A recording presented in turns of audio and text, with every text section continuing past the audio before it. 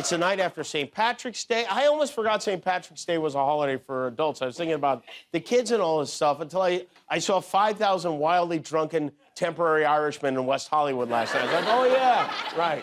Did you do anything for St. Patrick's Day? No, nothing, Jimmy. Nothing, Just really? stay at Interesting. home and... Usually you do. You used to, huh? Yeah, now I just had a drink at my house, that's it. Oh, okay. You got drunk at home? Yes. But... Oh, good. All right. On Saturday night, right before bed, our 6-year-old informed us that he expected 2 things when he woke up on St. Patrick's Day. He expected to see green water in the toilet bowl.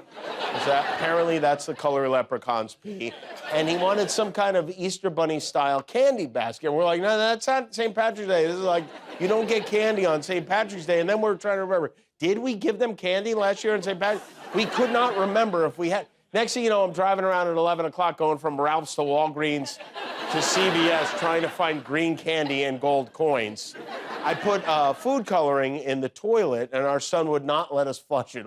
Everyone had to use the bathroom in our bedroom all day long. President Biden had a little St. Paddy's Day soiree at the White House with the Prime Minister of Ireland, who I think was here for St. Patrick's Day last year, too. Biden also invited 30 members of the Kennedy family. Look at that. It's a who's who of who won't be voting for Cousin Robert this year.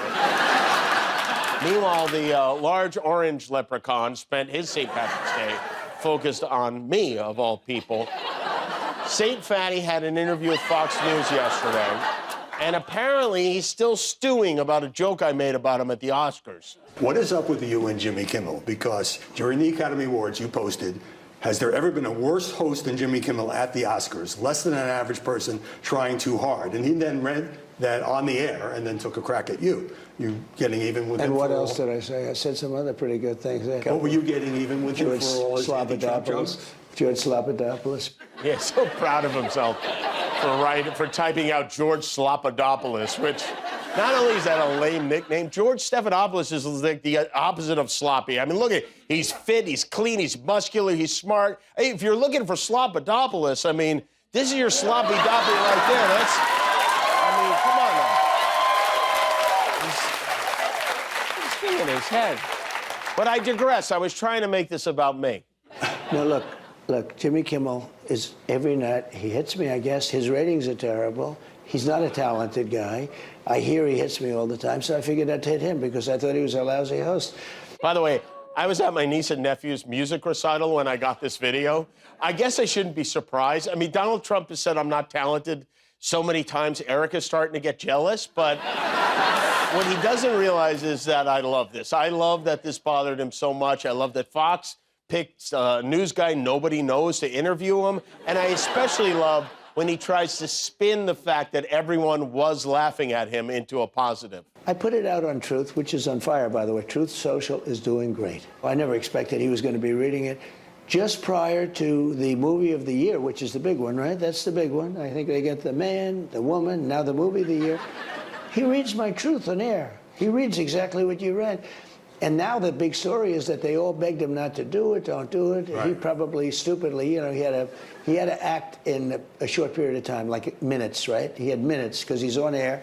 He sees this thing, and he wants to go out there and he wants to, I guess, confront me in a so. And he ends up reading my Truth. I said, this guy's even dumber than I thought. The thing went viral. It's been all over the world now.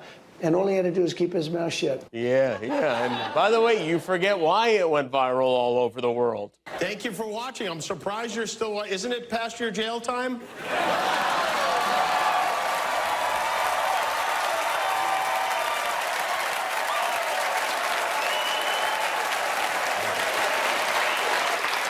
Barbie was laughing at you.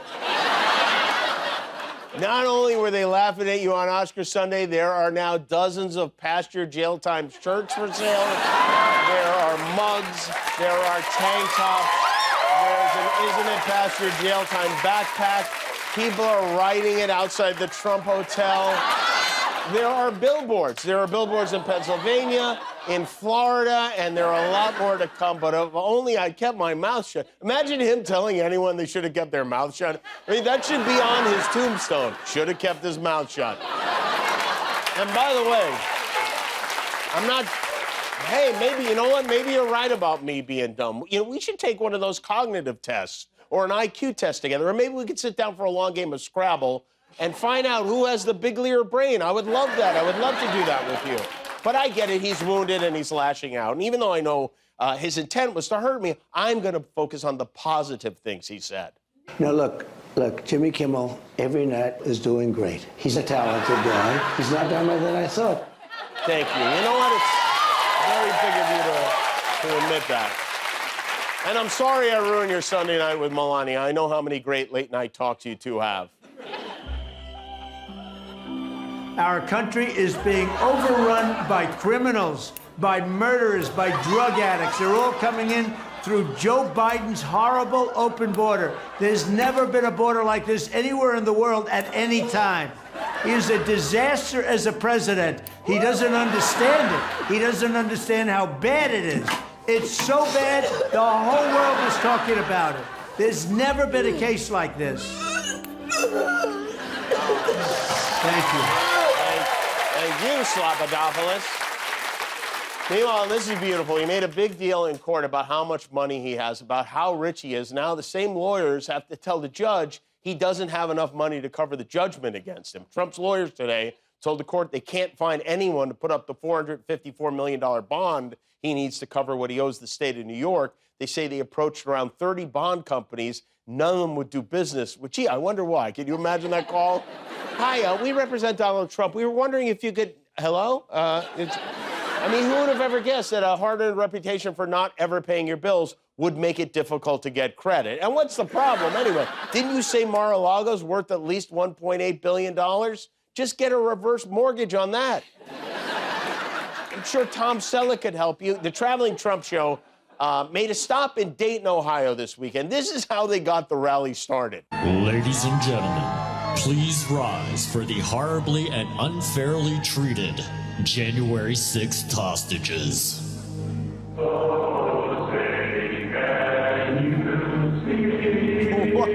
What? I wonder who wrote that intro, by the way.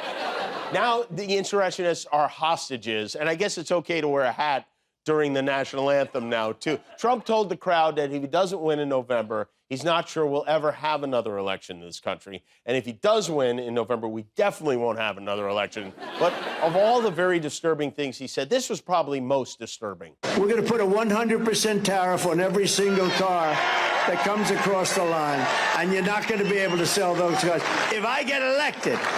Now, if I don't get elected, it's going to be a bloodbath for the whole...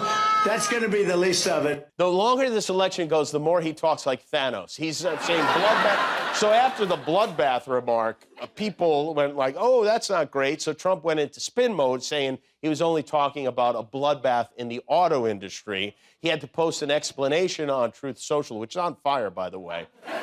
They even had to activate the Fox and Friends to do damage control. And with Donald Trump, you have to watch and don't let people report what they think he said. Context is always important, and we try to give you as much of it as we possibly can. But if you watch a mainstream media outlet, you don't get the whole story. Just watch us. We'll tell you both sides. So true. So true. Not just true, so true. There are very fine people on both sides of the bloodbath. The truth is, the context we should be considering isn't whether or not Trump meant bloodbath literally. What we should is that he's such a lunatic, we actually have to debate if he meant it literally. We have to ask, was that totally crazy or just kind of crazy? Then Trump went off on Joe Biden, who he would like us to believe has mobilized a team of law enforcement officials against him. He uses the Justice Department, the FBI, to go after his political opponent. Happens to be me. How are we doing? And he's driven my numbers through the roof. Do it one or two more times. How about a couple of more indictments, Joe, you dumb son of a... dumb son of a... When he does that move, that's when he's farting. Just keep that in mind. And then Trump, who I don't know, maybe he doesn't have a scale in his bathroom, because he then unleashed a barrage of very self-unaware fat jokes at the governor of Illinois. You look at what Democrats have done. Look at Illinois. I don't know how it continues. You have this guy Pritzker. I don't know. He's too busy eating. He wants to eat all the time. Would you like a hamburger? How many do you want? 5? I'll have 5 burgers, please. You go to his office. Would you like a hamburger? Yeah. Okay, I'll have 5 burgers, please. Who the hell orders 5 burgers? I don't know, you? I mean, the weirdest part is he's taking these shots at the governor of Illinois. They weren't even in Illinois, they were in Ohio going, what? And while Trump is busy trying to get his Oval asset back in the Oval Office, his former vice poodle is not being a good boy. We have not heard from you. Will you be endorsing your former president? You were on the ticket with him last time around. Well, Martha, I appreciate the question. And it should come as no surprise that I will not be endorsing Donald Trump this year. It does kind of come as a little bit of a surprise, but I guess the Stockholm Syndrome finally wore off. And how is Mike Pence not on Dancing with the Stars yet? I mean, somebody needs to get that done. But you know what? It's not all turmoil and strife here. Just when it feels like our system is broken and our country is divided beyond repair, something magical happens that reminds you people from different teams don't have to hate each other. We can come together. We can put our differences aside, and we can remind ourselves that we are better together. Rookies Anthony Black and Grady Dick. One from Arkansas, the other from Kansas. Exchanging jerseys. Oh gosh, you know what? If that doesn't put a smile on your face, nothing ever will. Listen, the fact of the matter is that people who support Trump and the MAGA agenda are under the impression that America was founded on the idea of excluding those who do not share your beliefs, which is the opposite of the truth. Our forefathers started this country with the words, "we the people." So we went to the people to find out just how patriotic these patriots are. We sent a crew to a Trump rally in South Carolina to give those gathered there a simple citizenship test, the same ones immigrants are required to take to get citizenship. And this is what happens when the citizenship hits the fan. What brings y'all here today? See Donald Trump himself. Trump. Donald Trump. Trump, baby. Trump. Trump. Yeah, let's get a good look at the sweatshirt and the fanny pack. Yeah. I'm here to bring awareness to Fukushima Daiichi, the clot shots, the deaths and injuries, and let's go, Brandon. Let's go, Brandon. Yeah. Let's go, LGBTQ+. As a voter, what is your biggest concern? The border and the economy. Migration.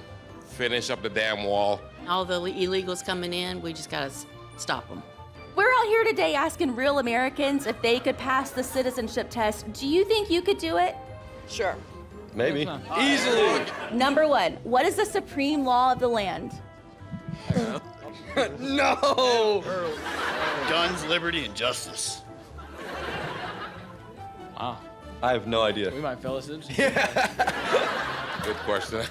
Well, I couldn't answer that one right now. How many amendments does the Constitution have? 32. 32? 10? No.